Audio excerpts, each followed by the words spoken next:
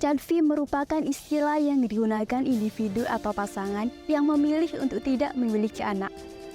Pilihan ini bisa didasarkan pada berbagai alasan pribadi, seperti kebebasan pribadi, fokus pada karir atau hubungan, masalah keuangan, perhatian terhadap lingkungan, dan pertimbangan kesehatan.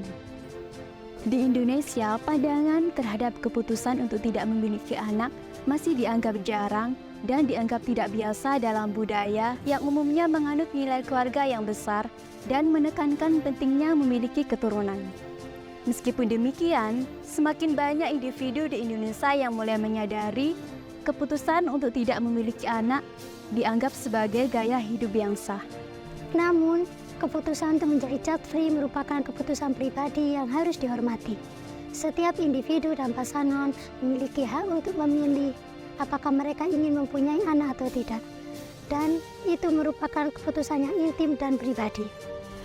Dan perlu dicatat bahwa masyarakat Indonesia mungkin memiliki sudut pandang yang berbeda tentang keputusan child-free, terutama dalam lingkungan yang lebih tradisional. Juga seiring dengan berkembangnya zaman, pandangan dan sikap masyarakat Indonesia terhadap keputusan child-free dapat berubah seiring waktu.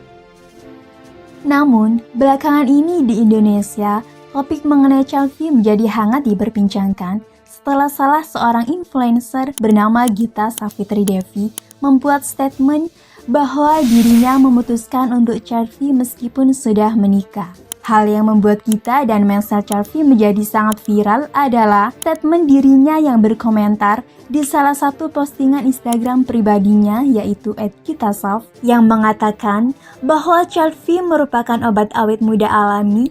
Kita bisa tidur dengan tenang dan terhindar dari stres karena tidak ada anak yang rewel. Jika menurut kebanyakan orang bahwa anak merupakan anugerah, lain halnya dengan Gita saat menjawab komentar di live streaming Instagramnya mengatakan bahwa anak bukan anugerah tapi merupakan suatu beban. Seolah anak tuh membawa beban gitu ya, jadinya bagi mereka iya buat gue beban, buat lo kan bukan anugerah, buat gue beban, makanya gue gak mau. And there's nothing wrong with it. Selain Gita Savitri Devi, terdapat beberapa public figure juga memilih untuk child-free, yaitu Lulu Kiana, Rina Nose, dan Cinta Laura Kiel, yang tidak lepas dari terpaan media publik dan tanggapan dari warganet. Dalam persoalan ini, mindset child-free menimbulkan kontroversi pada sosial media Instagram, TikTok, dan YouTube. Misalnya adalah Headspace yang mengatakan bahwa child-free tidak sesuai dengan kodrat perempuan untuk memberikan anak, sekaligus tidak sesuai dengan adat atau budaya ketimuran. Oleh karenanya, beberapa statement dari public figure yang menganut mindset child-free di sosial media dianggap bertolak belakang dan memunculkan ancaman budaya ketimuran, terutama dalam budaya Indonesia. Oleh karena itu, kami tertarik untuk menganalisis kontroversi child-free yang terjadi di sosial media dengan feminisme dan ancaman budaya ketimuran. Kami menggunakan teori analisis wacana kritis mode Sarah Mills dengan melihat dari unsur yang pertama posisi subjek-objek dan yang kedua posisi penulis-pembaca. Pada posisi subjek-objek, kami akan menganalisis bagaimana mindset child-free di sosial media bisa sampai menimbulkan kontroversi. Dilihat dari posisi aktor yang diceritakan atau yang berperan, dalam hal ini statement child-free dari Gita Savitri Devi, Lulu Kiana, Rina Nose, dan Cinta Laura Kiel yang paling menimbulkan banyak kontroversi dan tanggapan dari warganet.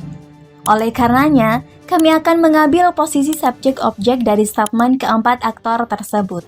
Sedangkan pada posisi penulis pembaca, kami akan menganalisis bagaimana posisi pembaca berperan dalam teks, serta bagaimana pembaca menunjukkan dirinya dalam teks.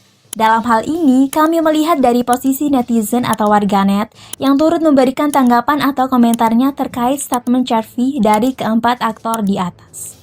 Kami akan menganalisis beberapa komentar dari warganet di dalam konten yang berstatement child-free dari keempat aktor di atas.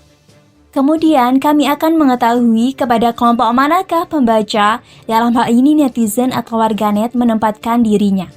Apakah mereka lebih memilih pro, artinya mendukung statement Chartvi tersebut, atau mereka malah memilih kontra, artinya menolak atau melawan statement Chartvi dari keempat aktor di atas?